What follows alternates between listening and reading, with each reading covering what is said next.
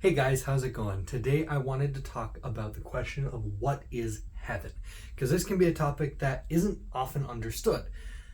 Oftentimes we imagine heaven as like floating up in the clouds or some place where we can do whatever we want to do and like all our friends and family are there and things that make us happy.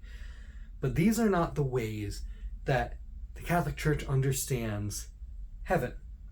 It's actually a lot more interesting than that. And this is a model that I'm going to go over that is very deeply Thomistic in nature. That is, it comes from the angelic doctor, Thomas Aquinas. It starts from the general premise that heaven is the absolute perfection of the human person. That is, all of our powers and abilities, absolutely every part of our being totally fulfilled in every way.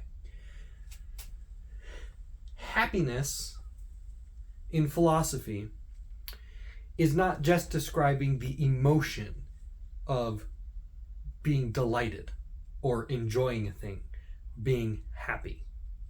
Happiness in philosophy is referring to the fulfillment of our powers or the fulfillment of a thing. For example, a chair is designed with the intention of being sat in. So the chair is being fulfilled or completed in its purpose when it's being sat in. So the happiness of a human person is the absolute fulfillment of all of our powers. When we're able to see because we have the power of sight. When we're able to hear because we have the power of hearing, tasting, smelling, feeling, all of these things. It is the absolute fulfillment of those. And this is what's really neat. It's not just talking about, when we're talking about like heaven, the absolute ultimate perfection of these powers, we're not just talking about seeing. Right, we can fulfill the power of sight to an extent, to a limited extent, when we see things at all. When you see me on this screen, or a beautiful picture, or a wonderful sunset, or anything else. If you are using your power of sight, then your sight is to a limited degree being fulfilled. Now, I have glasses, which means when I take these off, now everything around me looks very blurry. So I have that power of sight, but there's something broken about my power of sight. It's not as good as it could be, or as it should be. I should be able to see better than I'm able. And so I have glasses, and I need glasses in order to reach that maximum potential or the true fulfillment of my sight. So when our sight is fulfilled, it's not just seeing. It's not just the ability to see or actually seeing a thing. It is the perfection of that sight. It is seeing perfectly. So I am seeing a thing and seeing it perfectly. But not only that, when we're talking about heaven, the ultimate happiness, the ultimate fulfillment of seeing is not just to see anything. It's to see the thing that is the principle of all things visible. Let me say that again. It is seeing the thing that is the principle of all things visible. That's a kind of wonky term. So let me kind of describe what that means. When in philosophy, when we talk about the principle of a thing, what we're talking about is the very first part of it, or the thing that causes it to be. So a ball sitting on top of a hill has the potential to roll down the hill. And when you cause it to start rolling, there was some potential being pulled down. So that would be gravity is pulling it down.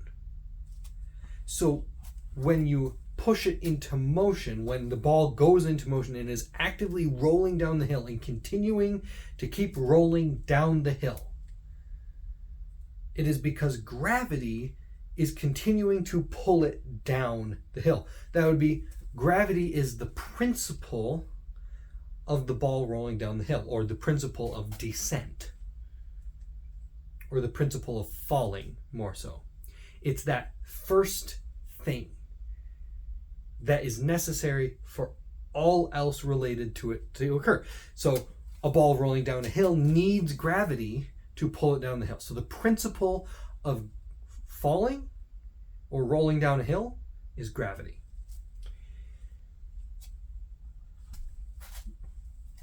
When we say the principle of all things visible, I'm not talking about light, right? Without light, something cannot be seen. That is true. Light is necessary to see a thing.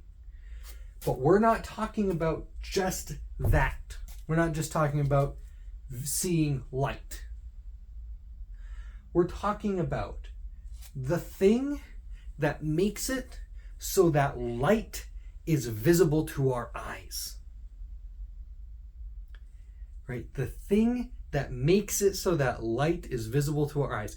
And that can be really hard to think about. It can be really wonky to think about, confusing. Well, don't our eyes just see light? That is true. Our eyes see light. That is the thing that when we are using our eyes is happening, is that we are perceiving light as it enters into our eyes and strikes all the sensitive pieces in our eyes. But there's something that is allowing our eyes to work that way. There's something that is saying that when light enters an eye, that the eye should see visible things, whatever's producing the light.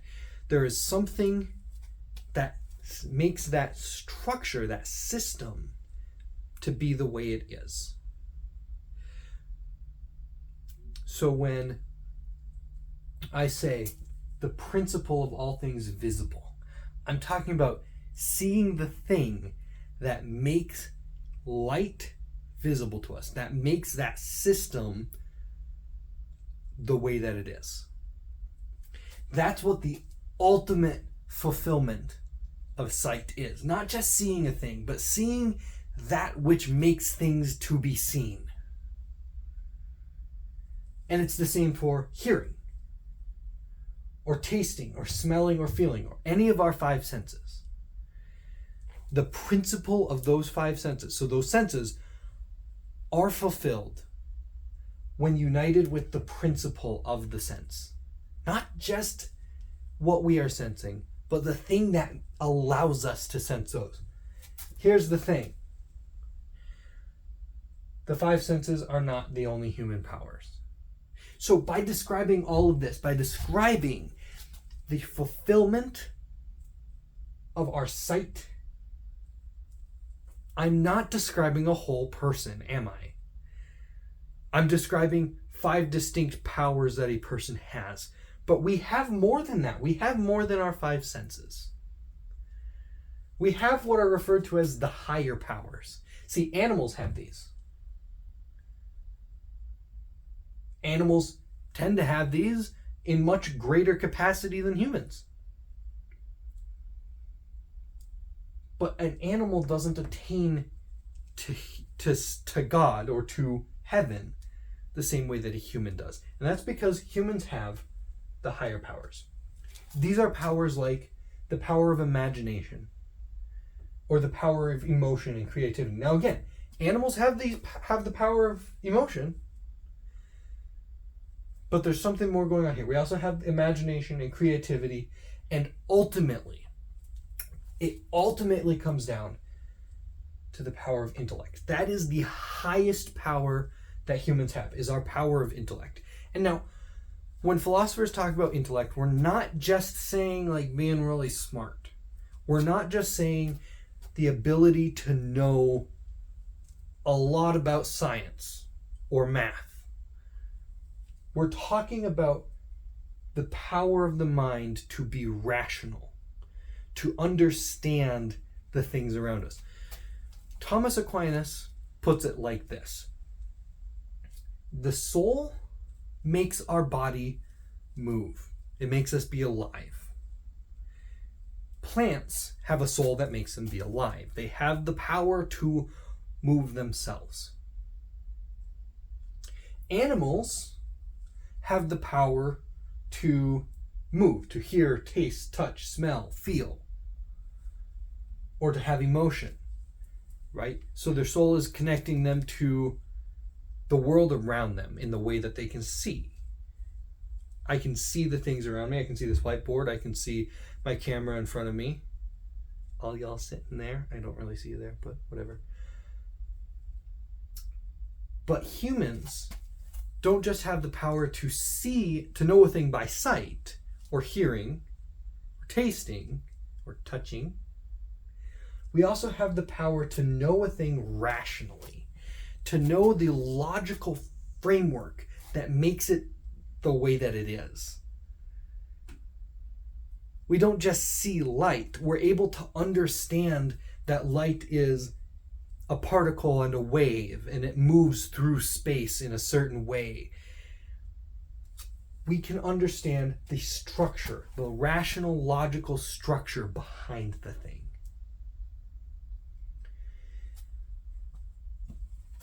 That power, being the ultimate power of humanity, the ultimate power in heaven, has to be perfected. So by perfecting it, it's not just to be all-knowing. It's not just to be able to know everything that can be known. It's not just this grand sense of knowledge, but it's knowing the principle of all knowledge. It's knowing that thing that causes the system or the structure of reality to be the way that it is. The reason gravity pulls something down is because gravity exists within a structure such that gravity pulls things down. It's what we call the laws of reality, right? The principle of knowledge is not just the world around us, but it is the thing that is causing the world that is around us to be the way that it is. If a thing moves down, it's because gravity pulled it down. And gravity pulled it down because something made gravity such that it pulls things down. So when we talk about heaven, when we talk about the perfection of human powers or the human person, we're not just saying that you'll be really happy, that you'll see really good, and that you'll hear really well, and that you'll understand everything really well, but that you're going to be united to the thing that makes things hearable, that makes things seeable, that makes things knowable. And of course, the Catholic Church has an answer to what that thing is. The Catholic Church says that that thing, that principle that makes all reality be the way that it is, that's God. The thing that makes light visible, that's God. God created light and decided that it would interact with human eyes the way it does.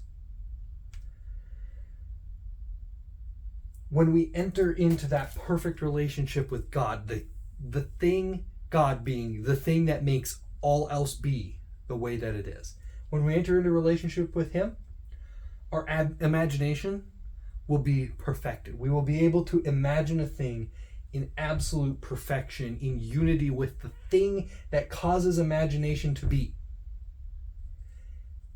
When we feel emotions, we will feel our emotions so perfectly and in the context of the thing that allows us to feel emotions or decided what emotions are. When we act creatively, we are going to be acting creatively with the principle of creation. With God, who is by his nature the act of existence and being. All of these powers, all of these things that make humans human, or humans are able to do, will be perfected. Here's the thing. I said before, intellect is the ultimate power that humans have. But it's not just our intellect that is perfected. It has to be all of this. Why? Because in order to be totally happy in absolutely every sense, we can't just make the most important or greatest power of a human fulfilled. We can't do that. We can't take the intellect, which is the greatest power of the human person, and simply fulfill that. Why? Because then we'd have all these other powers that we could conceive of as being fulfilled. We could conceive, if we only had our power of intellect fulfilled, we could conceive of being able to see better. And so we have to be able to see better, or we're not perfectly happy. And we have to be able to imagine better and create better. Absolutely every aspect of the human person has to be perfected in order for us to say that the human person in our whole entire being is happy and perfected. That's what heaven is. Heaven's not just being the smartest. Heaven's not just having the best eyes. Heaven's not just being the most creative person. Heaven is perfect unity with the principle of all these things. That is perfect unity with the one that created us in all our ways, in all our beings. That is what heaven is. Hey guys, thank you so much for watching the video.